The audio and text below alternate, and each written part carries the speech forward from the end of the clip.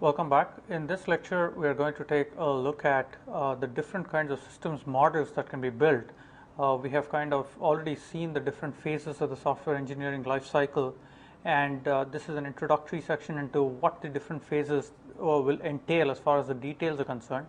But essentially, this talk is going to focus primarily on the different kinds of models that can be built that can be used to communicate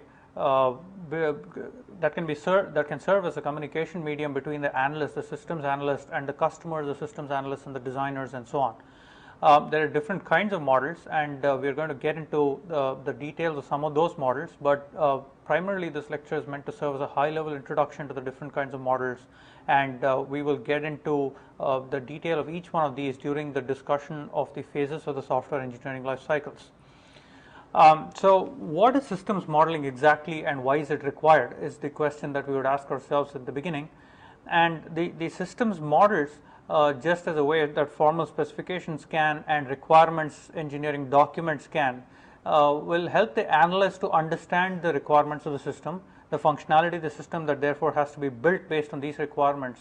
And then the models can also be used to communicate with the different customers, right? So there can be different types of users of the system, and the models, the external models, for example, can be used to communicate with some of the users of the system. Now there are various kinds of bases. There are three bases along which these models can be constructed. And the first basis is the external perspective. This is a model that will show how the system that is being built is likely to interact with other systems, or the context in which the system is likely to function. An example of an external perspective could be that you are building an ERP system for the business, the enterprise resource planning system for the business, and the ERP system in turn would have to interact with a financials package. It would have to interact with a data source that allows the data to be fed into the system, etc. So this is not part of the system functionality per se, but these models serve to illustrate how the system that is going to be built is going to end up interacting with other systems in its context. The second type of models that can be constructed are what are called behavioral models, and behavioral models essentially try to show the behavioral perspective that shows the way the system is going to react to certain stimuli, the way the system is going to have a state diagram associated with it. So it's basically the reaction of the system to external stimuli. And finally, the structural perspective or structural models are essentially concerned with showing what the different data architectures of the system are likely to look like, functional breakup of the system's modules, or modularization of the system itself, as far as what are the different modules it is composed of and how they can be put together in order to form the system functionality. So the models cover the range of the inside of the system, as is going to be seen through the eyes of an analyst at the very beginning of the process, all the way through to what are the different contextual surroundings that the system is going to end up interacting with. So there are, again, the different types amongst the high-level categories that we have considered: the structural, the behavioral, and the contextual or the external perspectives. There are different kinds of models that can be constructed. Data processing models, for example, or DFT diagrams, as they are known popularly, show how the data is put together. What is the structure of the data? Data dictionaries also form a part of the data processing model. Architectural models, on the other hand, essentially have to do with the principal subsystems as the system is divided into logically. And then there can be stimulus response models or state transition diagrams, as if you will, that will show how the system reacts to different external events, and so on and so forth. And we'll get into the details of each one of these models as we go through the presentation. Now, what is the use of a contextual model, or the external perspective? Why is it useful to take an external perspective, first of all? So these are used to essentially illustrate the operational context of the system. By this, we mean that we are trying to differentiate what the boundary of the system is from that lies just outside the boundary.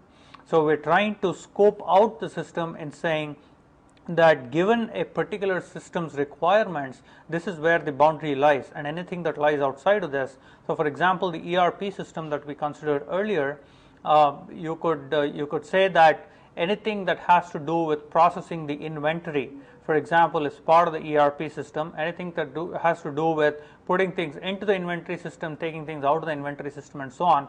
But anything that has to do with costing, accounting, the purchasing, the logistics of purchasing, and so on, don't fall into this system. So they form part of the external context within which the system operates. And so there may be certain social and organizational concerns that may actually help decide as to where to position the system boundaries. So for example, if the accounting department wants to keep their systems entirely separate, then that may be a decision factor into where the system boundary for the ERP system or the logistics planning system may lie. And then the different models that can be constructed here will also show the relationship of the contextual models with the various other systems that may exist within the environment. So here is an example of an ATM system or automatic teller machine system that is being constructed, and the auto teller system is the one that exists at the center of the figure, as is being indicated by the mouse, and here are all the various other systems that this ends up interacting with. Now the thing to be noted here is the things like the branch accounting system, the security system, the accounting database, and so on are not subsystems of the auto teller system. So in that sense, it is not an architectural diagram. Right? What this is that it is showing the other external systems. For example, the security system may be common with not just the auto teller system, but all the other systems that may exist within the banking institution. So for example, a physical teller logging into his or her console may also end up dealing with the security system. Same thing as the account database. The account database obviously is something that is common to pretty much all aspects of the bank. And that is shared by various other systems. So what this kind of a diagram or a contextual model serves to do is to position the system that is going to be built, which in this case is going to be the auto teller system, in relation to the other systems that this is going to end up interacting with during the course of its lifetime. So having talked a little bit about contextual models, we won't go very much deeper into that. It's mainly a high level modeling technique that is used to just position the boundaries of the system so that we know exactly where to cut it off in terms of if we have a doubt or an ambiguity in the requirements as to whether we should be modeling, for example, security, we should be focusing on building a security system. This clearly shows that a system such as the security system or the accounting subsystem is going to be outside the bounds of the auto teller system in this particular example. Now process models, on the other hand, basically show the overall business processes that are supported by the system. Right? What do we mean by business process?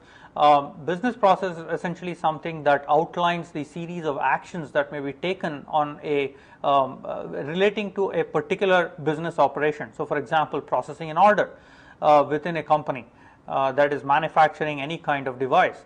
A customer order comes in and there has to be a certain business process that is associated with processing that order before the equipment or whatever has been ordered is going to get shipped out to the customer.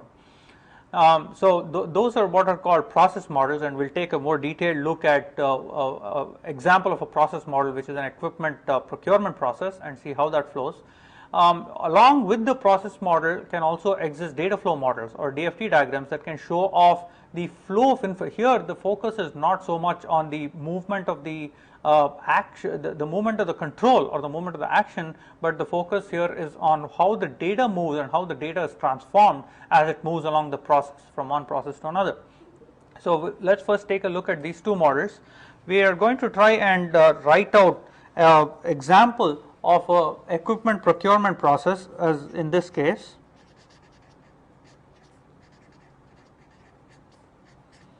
So this is an example of a business process that occurs commonly in most, say, equipment manufacturing companies. So there can exist, first of all, a couple of databases which this needs to operate off of. There can be the database of suppliers, right? And there can also be the database which lists the type of equipment that is manufactured by the company. And a business process goes something like this, right? The first thing is we specify the kind of equipment that is required. Specify with a C, sorry about that. And then the first step that often occurs in this is we may need to validate the specification. So this may be done by some kind of an analyst, etc. And the list, the database of external suppliers that exist will be used to find a particular supplier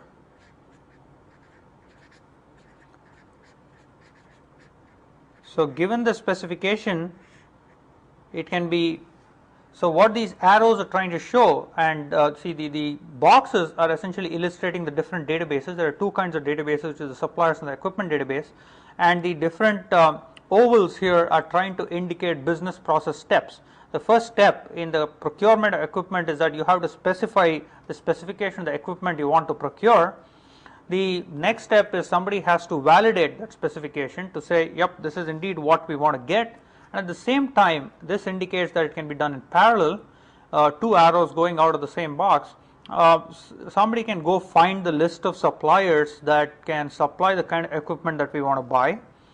And eventually, once it's validated and once we get the list of suppliers, we can get cost estimates, right? So we might put out a request, and at that point in time, different people may end up bidding, different equipment suppliers may end up bidding, so we end up getting cost estimates. Once we get the cost estimates, we typically end up choosing a supplier, which is another step in the business process. And once a supplier is chosen, we end up placing an order.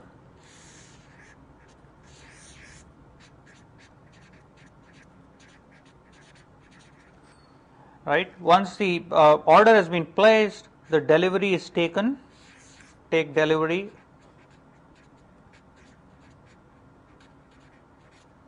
And once the equipment has been delivered, you enter it into your equipment database. Right. Once the equipment has been delivered and accepted. So here is an example of a business process that helps you during the requirements engineering phase actually communicate with the customer as to what is the system going to be doing. Right, the system in this case is being built to automate an equipment procurement process. There are certain data requirements of this which we have not really focused on in this case. We have primarily focused on the flow of control that exists within the business process. Right, so all the way from the specification of the equipment that is to be purchased or procured, all the way through to taking delivery of that equipment and then entering it into the equipment database or the inventory database that you might have within your company. Right. So this is an example of a business process. So behavioral models, on the other hand, show how the system itself ends up reacting to certain external stimuli. So what is the behavior of the system going to be like? And so this may look something like a state transition diagram. It may be a data processing model or a DFD diagram and so on. So in fact, there are two types of behavioral models that we can consider. Data processing models is one of them, and data processing models, just like we saw the business process flow model or the process model, a data processing model here focuses on the movement of data from one system to another in the course of satisfying the exact same business process that we talked about. And then on the other hand, we can take a look at the inside of each module now and say how is the module, what are the different kinds of external stimuli this module is going to react to, and for each external stimulus, what kind of reaction is it going to have? Is it going to move to a different state, etc., etc. So both of these perspectives are typically required because they show very different perspectives on the system's behavior, and both of them are required and they go together to form a good behavioral model. So data processing models are also called data flow diagrams or DFD diagrams, and they're used to model a system's data processing capabilities. Right, as we just talked about, they show the flow of data and the transformation of data as well. So data, for example, going from one step to another, the equipment specification in the previous procurement process that we saw might have the specification itself is a piece of data that now has to go to be validated, and once it's validated, there may be certain changes that are done to that specification. Once that is done, it is converted into some kind of an order form and so on and so forth. So there are different pieces of data that are being created. The data is being transformed, or changed along the business process, and the data flow diagrams try to show the end-to-end processing of the data itself. One thing to note is that the data flow diagram may also end up focusing on trying to show the flow of data between the system that is being built as well as external systems that the system may end up accessing at the end of the day. So we'll take a look at an example of a data flow diagram for order processing.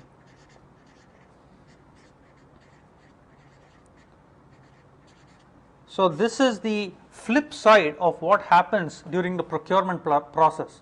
In the equipment procurement business process that we saw, there was a company that wanted to procure some kind of equipment and then went and placed an order with an external firm. Right? In this case, in the data flow diagram, we are going to take a look at what the order processing flow is going to look like from the perspective of the data. Right? So the first thing that happens is that the order details come in. Right? This may be typically in the shape of a form that is given. It may be a web form. So the order details are the first piece of data that is received during the course of this process. And once the order details are received, there is a step that is done. Remember, the data flow diagram has to be in relation to the business process that it is trying to serve. Right? So first thing that might be done is that the order might be completed. So there may be certain details that may be coming in through different forms. For example, the customer details might already be known in a database, etc., etc. So the order is completed in that sense, and the output of this is a completed order or a validated order, if you will. Right? Once this is done, some approval may be required. Right? Once the approval is done, what comes out of the approval process? Remember, the focus is on the data flow. The focus is on the order details, the completed order, and in the case of an approved order, let's say it's a signed order form. Remember, the form may not be a physical or paper entity. It could easily be an electronic entity. In fact, it normally is in the case of systems. Once a signed order form is gotten, you end up normally recording the order, and once you record the order,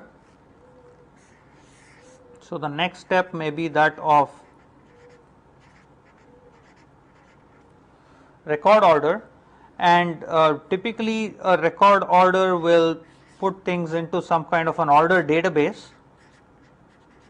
Right? So I've just written DB for short, but it is putting some things into an order database. Then it will send it off to logistics. So the record order, the output of this is again simply the signed order.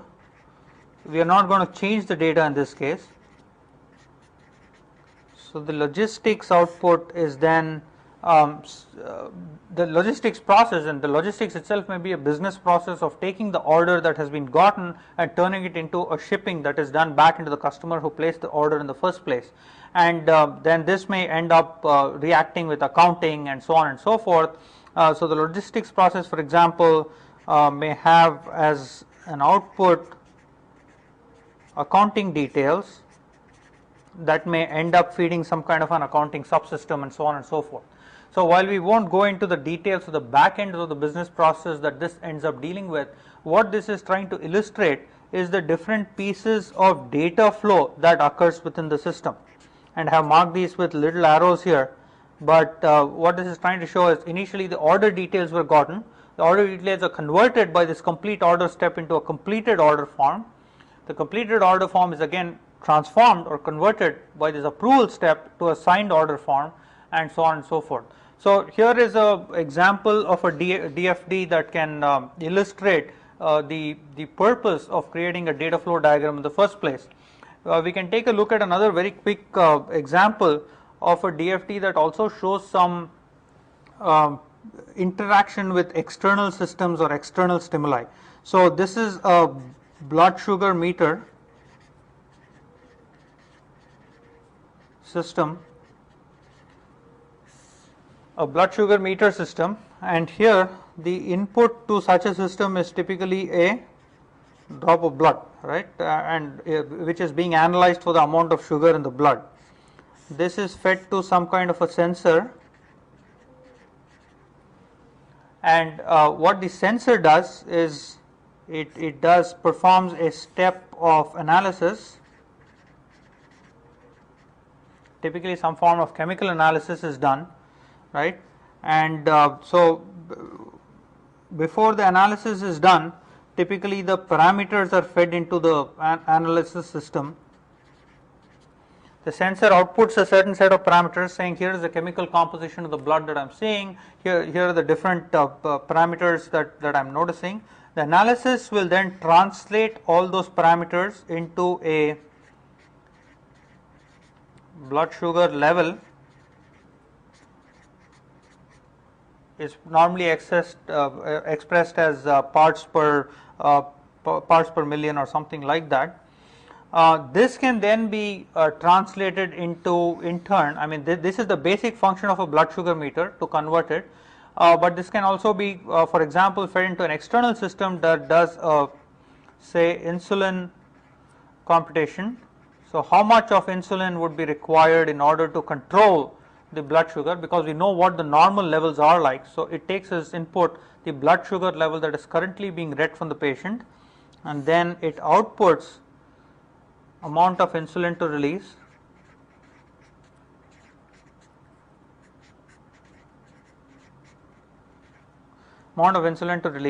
and this amount of insulin to release is typically fed into some kind of an insulin pump, which is really an insulin device that releases a certain amount of insulin, and so on. So here is an example again of a data flow system, but something that focuses on interaction with external systems more than the data flow within this the subsystem itself. The subsystem is pretty simple here. It just consists of two steps, that of analysis and the insulin computation step, and the change in the data that is happening is, first the parameters are gotten from the sensor. Once the parameters are gotten, the blood sugar level is calculated, and that is another piece of data that is created, and finally the insulin computation function will output a third piece of data, which is the amount of insulin, and it goes off to external systems. So DFDs don't necessarily focus on the flow of data within a subsystem or within the system that is being built, but can also illustrate the interaction of these subsystems with external subsystems as well. So these are data flow diagrams. Moving on, what we'll look at is the other aspect of behavioral models, and the other aspect of behavioral models are state machine models.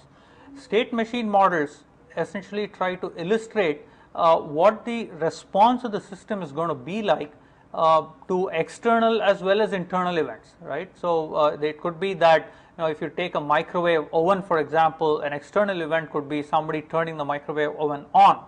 And it responds in a certain way to that, which is it turns on and it runs for the amount of time that it has been set to. An internal event could be something such as a fuse that goes off, and in the fuse bursts or it goes off, typically that comes to a halt, and there is a response to that kind of an internal event as well. Or that could be a change in the data of a system, and the change in the data might trigger something. For example, a date. Right, so when you're crossing over to the new millennium, the behavior of the system could end up changing in some which way. So the state models are often concerned with showing the response of the system to stimuli, and are typically used for modeling real-time systems, but they're also very useful in non-real-time systems as well. And these models typically show the different states to be the nodes, and the arcs between the nodes essentially illustrate the different events that are occurring. Right, and the system is transitioning from one state to the other in response to the event that is occurring, which is coming in as an arc to that particular state. It's also expressed in a notation called UML, and we'll go into a little bit about UML later in this talk. State transition diagrams can often be complemented by tables that describe all the states and the stimuli, so it can be a more detailed description as opposed to be a very formal, concise notation as well, right? So we'll take a look at another example of a microwave oven model. In this case, we'll take a simplistic model. We won't go too far into this. So this is a straight transition diagram.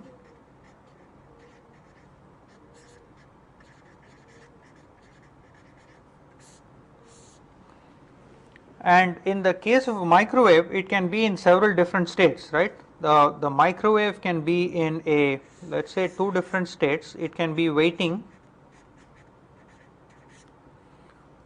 it can be enabled,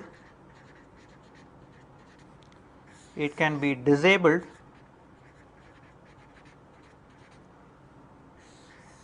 to make it really simple, we'll say there are only 4 states to this, or it can be running or operating, right? And we can certainly make this as detailed as we want it, but we're going to take a fairly simplistic example. Now the microwave is, the initial state of the microwave is typically the disabled state, that is, it is powered off or it has been disabled due to safety reasons and so on, right? So from the disabled state, an event such as an enable event will move it to the enabled state. That's what this is trying to show, that these are different states, the nodes of the states and the arcs between them illustrate the events to which it ends up responding, right? Similarly, from an enabled state, it can go back to a disabled state with a disable event, right? Now once it is enabled, it typically moves to a waiting state, right? Waiting in the sense that somebody has to typically program the microwave to run. Say you want to set it up for 60 seconds, and you want it to run on high power or low power. So once the microwave is enabled, that is, it's been unlocked, so to speak, it moves into the waiting state, and from the waiting state, it can essentially move to a running state when it is programmed. Let's say programmed, and program in this case would essentially mean that somebody turned on the timer at a certain power level, and once it's in the waiting state, can be programmed, go into the running state, and once it finishes running, it can come back into the waiting state, right? This is a done event. So for example, the timer runs out could be a done event. You had set it up for a minute or 2 minutes, and the timer ran out at the end of 2 minutes, and this would mean that it is finished running and therefore move back into a waiting state, right? Now we could have, for example, avoided this enabled state, and the disabled can directly make it go to the waiting state, in which case the diagram would look something like it goes from disabled directly here for the enable event. It's not going to take this path, and we can cut out this state entirely, right? Or we can have an enabled state, and we can say that setting the power is going to set power level, right? Set power level is going to move it from the enabled state onto a waiting state with a certain power level. So the diagram can be made as complicated as we want it to be, but essentially this should describe exactly the states that a microwave oven, in this case, so this is that of a microwave oven operation, is going to go through, and this will often decide, this will often help the designers decide as to what kind of interface we ought to lend this particular device, right? For example, there needs to be some kind of a digital interface to enable it, there needs to be an interface to set the power levels for the microwave, there needs to be an interface to turn the microwave on, stop the microwave, and so on and so forth. So there can be, again, multiple events that transition it from one state to another. It doesn't have to be a single event. In this case, in going from running to waiting, we have said that an event done, which is when it completes, the timer runs out, it is going to wait. It can also be that the user cancels the operation or stops the microwave in the middle. So for example, you set it up to heat for a minute, but 30 seconds later you decide that you think it's enough, and therefore you cancel the operation. So there can be external events, multiple external events that causes a state change, and that can also be illustrated in this case. So we said that this can often be supplemented with the help of tables that give a descriptive idea of what the state transition diagram is going to look like. Here is an example of a table that shows the state description for a microwave. In this case, we did have an enabled and a disabled state, and we have two different states called waiting on full power and waiting on half power. right? So you can, for example, we said setting the power level. The setting the power level can be done in multiple ways, and if you set it to full power, it goes on to waiting on full power. If you set it to half power, so it's going to cook on half power, it's going to go on to waiting on half power. And the rest of the states are pretty much what we talked about earlier. We can also describe all the stimuli. In this diagram basically describe the states that existed, and there was a description of each of the states. Here we are describing the events that causes state transition, right? So for example, half power is an event that illustrates that the user has set the microwave to run on half power. And the timer set, for example, is an event that illustrates that the user has set the timer for 30 seconds, for a minute, or whatever, right? Once you set the timer, you still have to provide a start event necessarily. That would be a sensible way to set it up on the microwave. And the start event in this case would essentially indicate the microwave has to start operation. Then there can be a cancel event, there can be a timer done event, etc., etc. Different kinds of events that can exist. So here notice that there can be external stimuli as well as internal stimuli. The external stimuli are things like start, cancel, half power, full power, and so on. The internal stimuli could be things like door is open, door is closed, is being disabled, is being powered off, and so on and so forth. So there can be different stimulus here as well.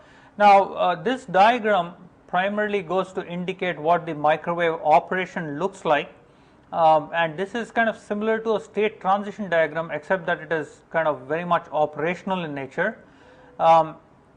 And what this is trying to illustrate is that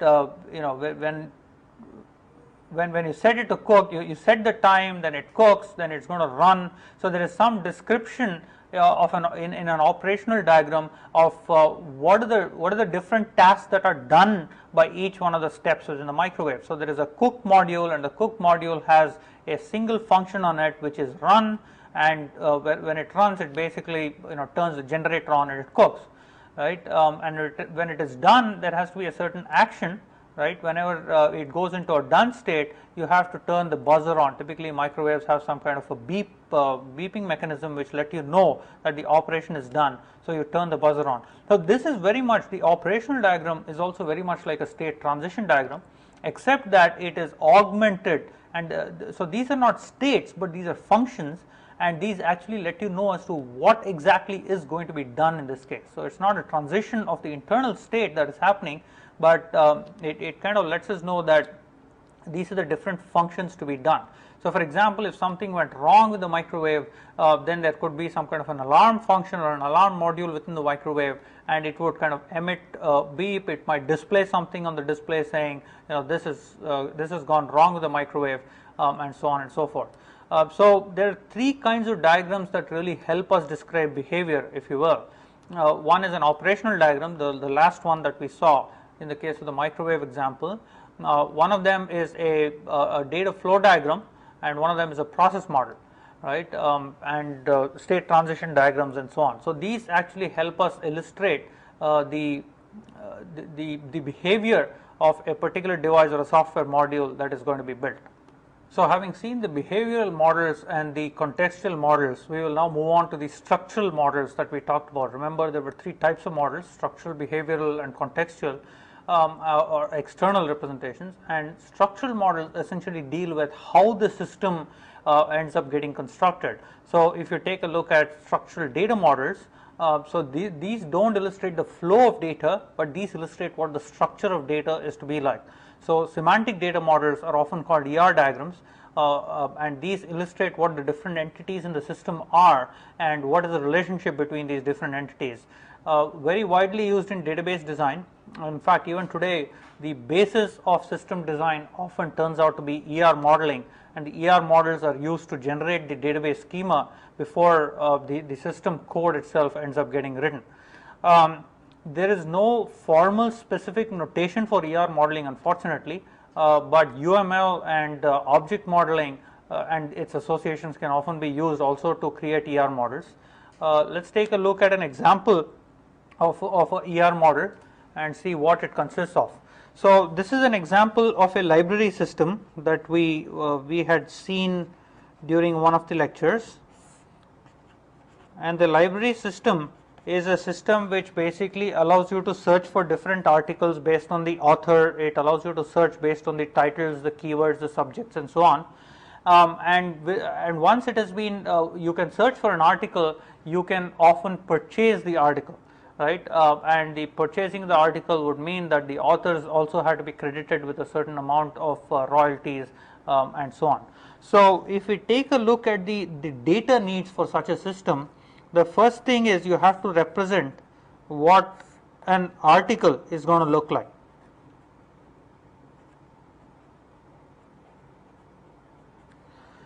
Right. So the article is going to have a title to it, it's going to have the set of authors associated with it,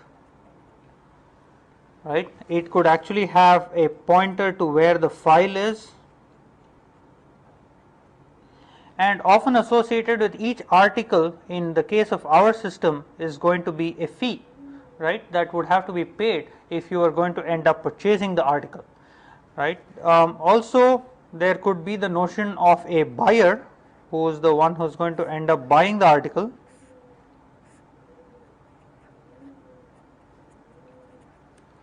So the buyer could have a name, an address, and so on.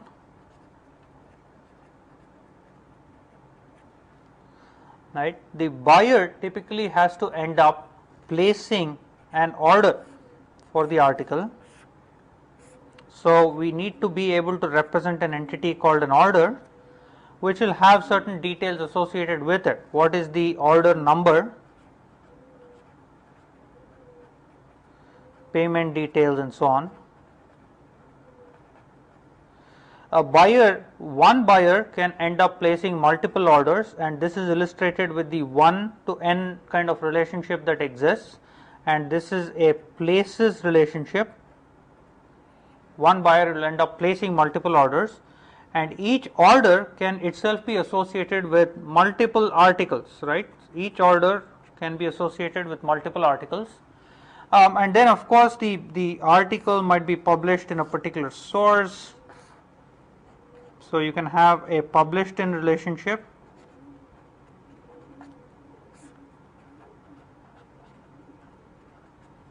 and the source could have details of the name of the journal, the name of the publisher,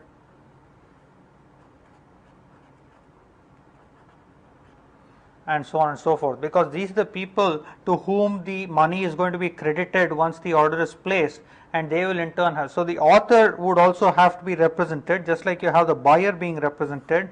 On one side you are going to have to represent an author,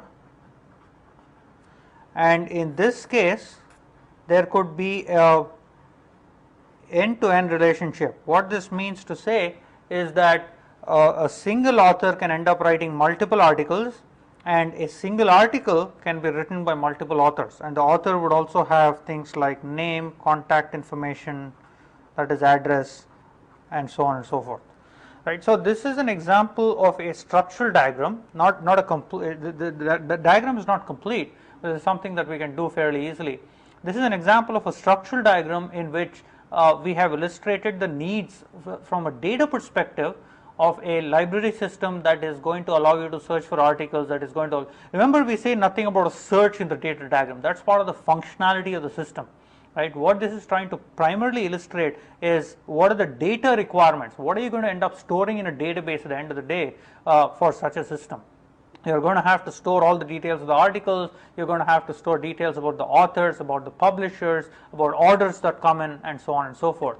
So this is a semantic data model for a library system, right. And remember, just like we had tabular forms of data that can supplement that can supplement state transition diagrams, for example, that it described all the states, it described all the external and internal stimuli that this thing can end up responding to, but it gave a descriptive notation of it. Just like we had a diagram, it could be complemented with a descriptive notation.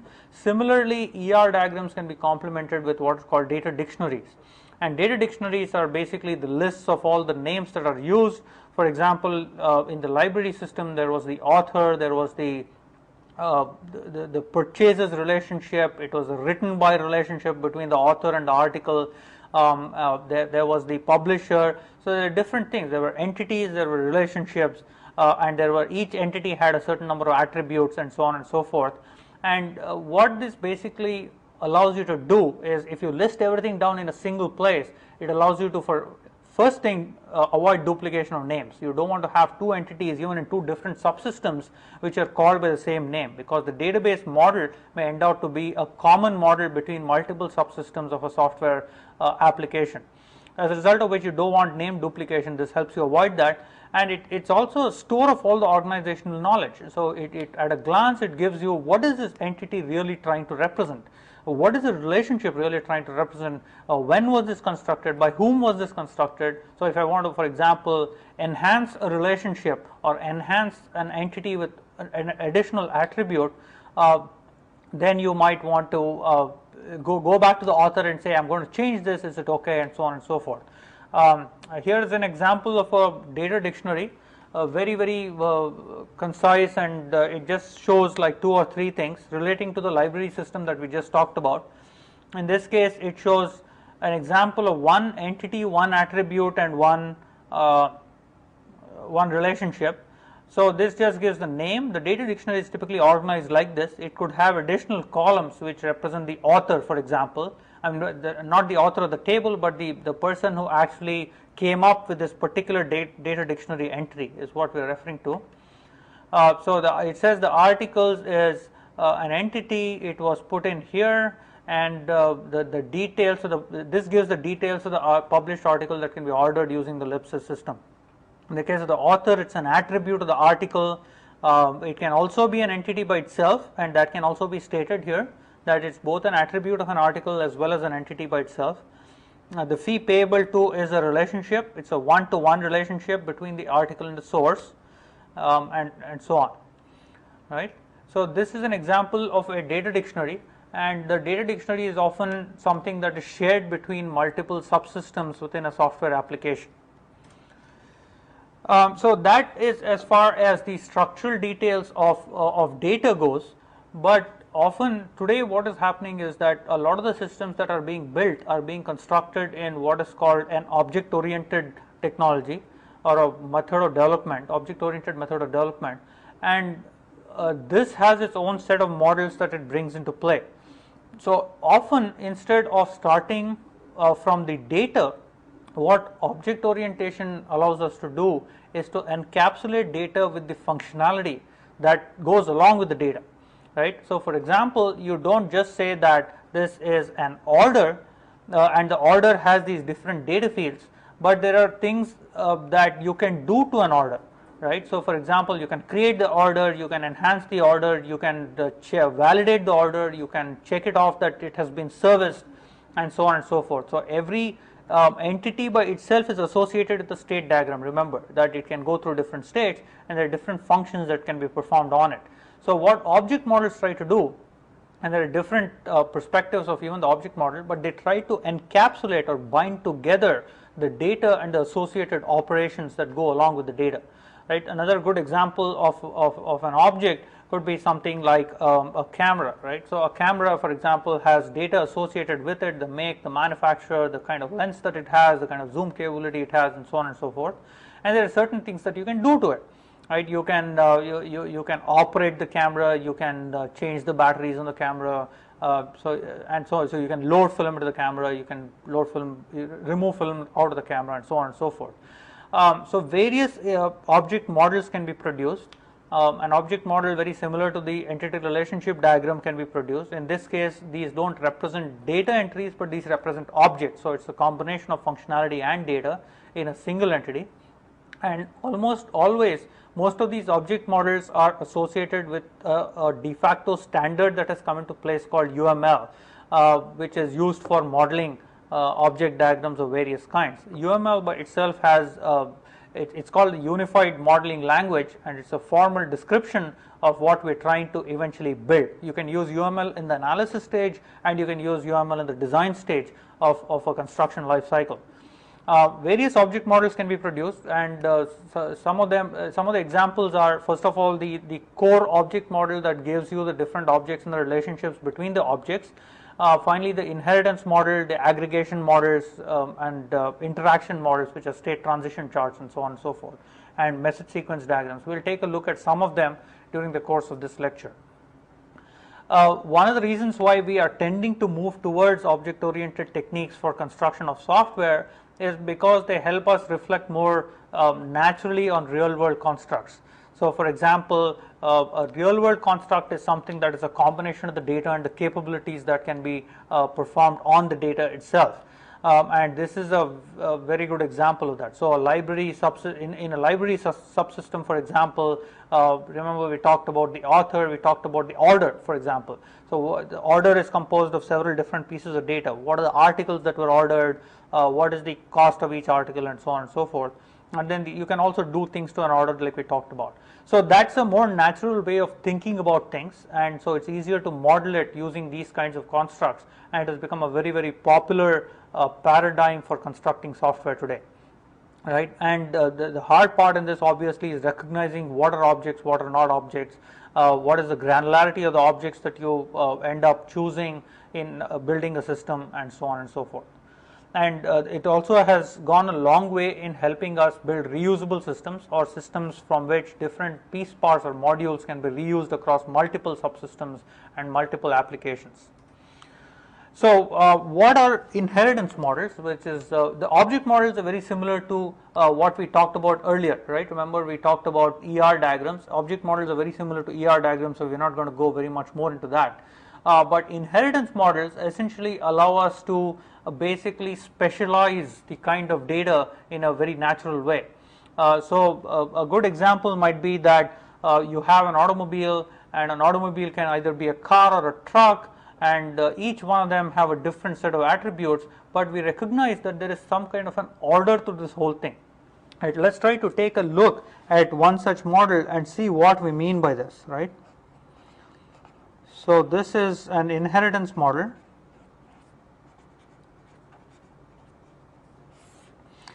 So, we are going to take the automobile example first, and this is a fairly simplistic example.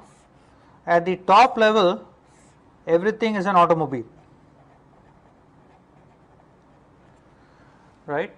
And there are certain characteristics about the automobile. There may be a registration number, which is the most common kind of attribute that can be associated with the automobile. Now, the automobile itself can be specialized, right? So, for example, you could have different kinds of automobiles. It is a kind of relationship that we are trying to represent in this case. You can have two-wheelers,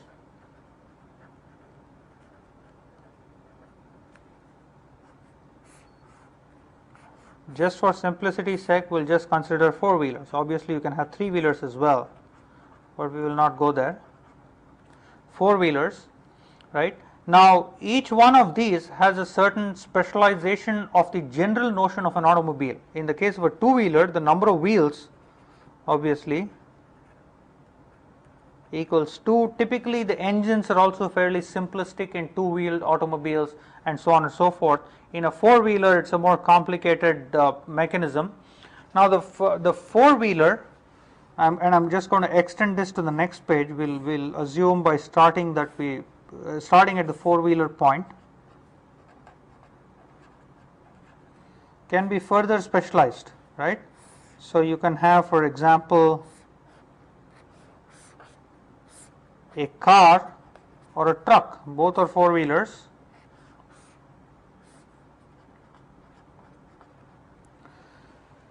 and each one of these may have certain characteristics to it, right? The truck, for example, could be characterized by the amount of payload that it can carry, because it is mainly meant to transport goods. But the car, on the other hand, can be characterized by the number of passengers it's going to carry, right? Because it's a car, it's mainly meant to transport people, it's not meant to transport goods. So, the truck is characterized by a different set of attributes, payload in this case, just to take an example, and the car is characterized by a different set of attributes, which is number of passengers. So this is an example of specialization. What this really means to show is that the car inherits, and this notation, this triangular notation, is used to depict inheritance in UML. This car inherits all the attributes and the functionality that a four-wheeler represents, which is a very general notion of what a truck or a car could be, right? And the four-wheeler represents a general notion. It is associated with certain attributes associated with it. And remember our example, the four-wheeler inherited from the general notion of automobile, as a result of which we inherited all the functionality from the automobile as well.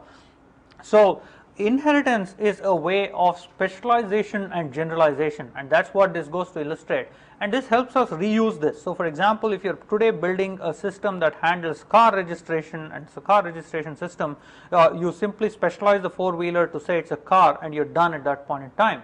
But tomorrow, if you wanted to extend the same thing to cover trucks, you can specialize that by creating a truck category, and that inherits everything that was above it, but that might add certain attributes, might add certain functionality to itself, right? So that is the example of class hierarchies. We can also have the notion of what is called multiple inheritance. So single inheritance mainly was that I am going to inherit or specialize one class that is above me, or one class of entities that is above me. But multiple inheritance says that I want to inherit the attributes of class A and class B, and this can lead to several problems as well, even though the expressive power of something like this is obviously great. Here is an example of saying we want a talking book, right? A talking book is nothing but a number of tapes that is associated with it, but a talking book inherits from a book, which was the old notion of what a book is, which is a paper, and which is a paper model of a book. And the notion of a voice recording, which shows a speaker, a duration, and so on. A talking book ends up inheriting from both of these basic classes to create a specialized class. So this is an example of what is called multiple inheritance. It has a lot of semantic conflicts that it ends up getting associated with it. So you have to be very careful about when you end up using multiple inheritance, how it is used, and whether it's absolutely required to use something like this. Now, aggregation models are something that don't show inheritance per se, but they are focused on showing the part of or whole relationship. Right? So there are different kinds of relationship, and there are different notations in UML for expressing these relationships. So in entity relationships simply show a generalized relationship between two kinds of entities in an object model. In the case of the inheritance relationship, it shows the is a relationship or a specialization generalization relationship. Aggregation shows a part of or whole relationship. So for example, a house is composed of a dining room, a kitchen, a living room, and so on and so forth. So aggregation models try to show what is composed of what, and can also be a part of an interesting data model. Again, here is an example of something which is an aggregation model. It shows that there is something called a study pack that can be sold, for example, relating to a course. A study pack consists of lecture notes, it consists of videotape presentations, it consists of slides, it consists of assignments, and so on. And an assignment in this particular case consists of exercises, solutions, and so on and so forth. So it is trying to build up the notion of there are different piece parts, and a larger entity, which is a coarser grained entity, is a combination of the different piece parts that can exist. Behavioral models for objects essentially show are what are called message sequence charts, and we saw an example of this earlier. They show the different transitions that can exist in response to an external stimuli that occurs in the system. I'm quickly going to draw an example of a message sequence chart represented as MSC in this case, and we'll show an example of the ATM process, right? So here is an automatic teller machine. So the different entities here are user, ATM, maybe the security subsystem that can exist, and so on and so forth. So the user, for example, can end up inserting a card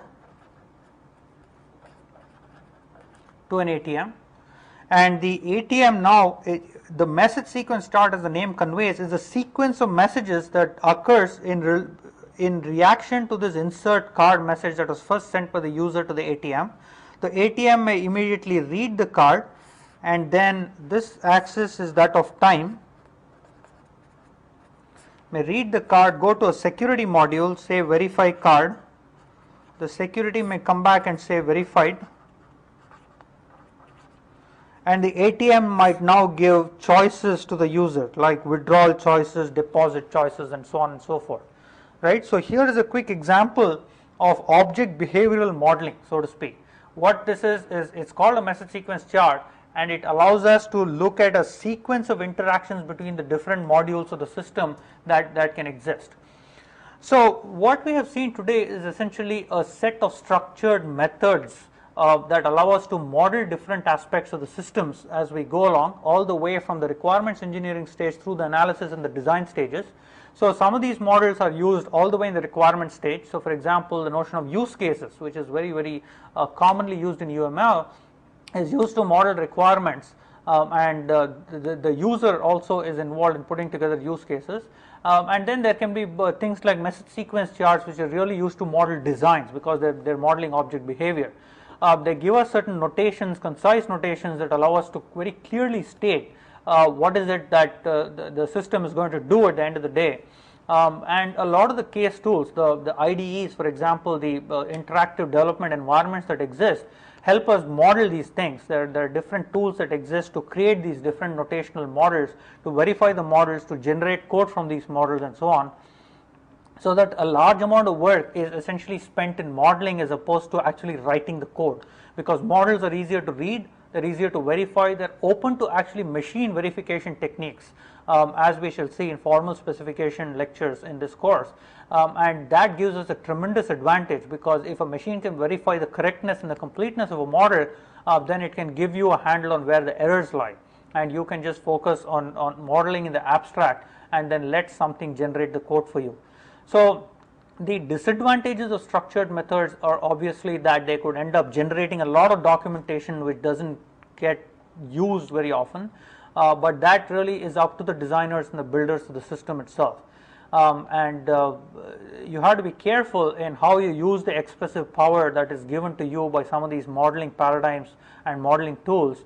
As long as you're actually carrying through a thread of continuity all the way from requirements through design and implementation, the modeling turns out to be very useful and powerful.